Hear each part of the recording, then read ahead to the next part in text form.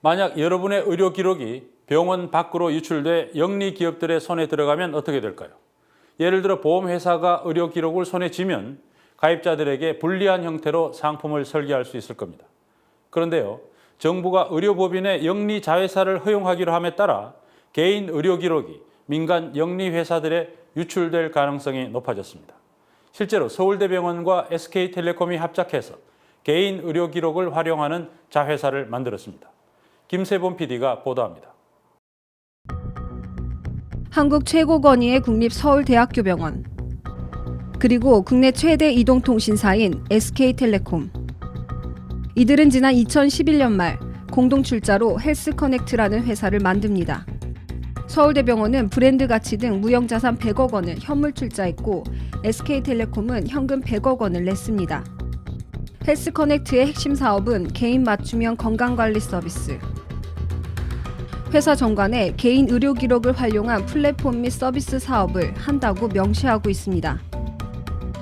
그러나 의료법 23조 등은 개인 의료 기록에 대해 원칙적으로 의료기관 내에서만 처리하고 보관할 수 있도록 규정하고 있습니다. 병원 이외의 기관의 경우 설사 개인이 의료 기록 제공에 동의하더라도 그것을 어디에 쓸지는 명시해야 하고 용도도 엄격히 제한받습니다. 근데 문제는 환자 질병 정보를 가지고 무엇을 하느냐는 이제 문제가 된다는 거죠.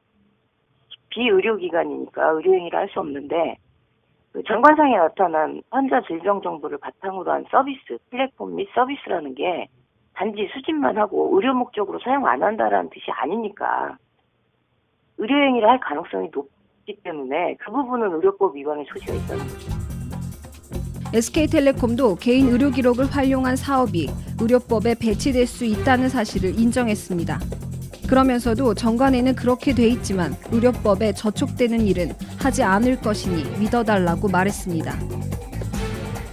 서울대병원과 SK텔레콤의 공동 출자 회사인 헬스커넥트는 회사 정관에 이런 내용이 있는 줄을 몰랐다고 주장했습니다.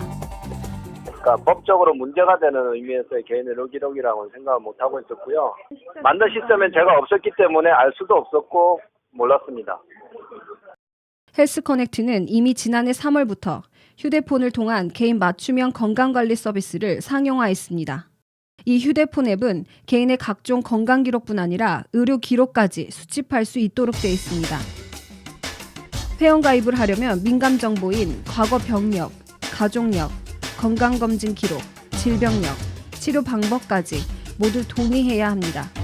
동의하지 않을 경우 회원가입에 제한을 받는다며 불이익까지 고지하고 있습니다. 형식상 거부권은 있지만 서비스를 제대로 이용하기 위해서는 동의할 수밖에 없습니다. 그러나 해당 회사는 자신들이 수집하는 정보에는 질환 정보가 전혀 없다고 말했습니다. 질환 말고 흡연이나 좀 생활 습관이 좀 잘못되어 있는 거나 그런 것들은 물어보는 거예요. 전혀 질환 정보는 없습니다. 네. 공동 출자자인 서울대병원 측은 이 자회사 사업에 의사들이 개별적으로 참여하고 있고 병원 차원에서 특별히 관리하는 것은 없다고 말했습니다. 그 부분은 특별히 이렇게 워낙 진료과별 개인별로 이루어지기 때문에요. 병원 차원에서 이루어지는 게 아니에요. 얘도 독자적으로 운영을 하는 거기 때문에 거기를 관리하는 전담부서가 있다거나 그렇지 않습니다.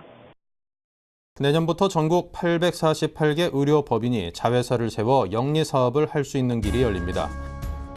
원격 진료와 함께 의료법인의 영리 자회사 허용을 강력하게 추진하고 있는 박근혜 정부.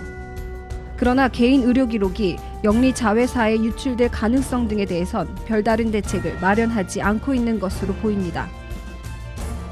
1억 400만 건에 달하는 금융사의 개인정보가 유출됐을 때 정부와 기업은 사과와 변명을 거듭했으나 어디서도 책임을 제대로 지지 않았습니다.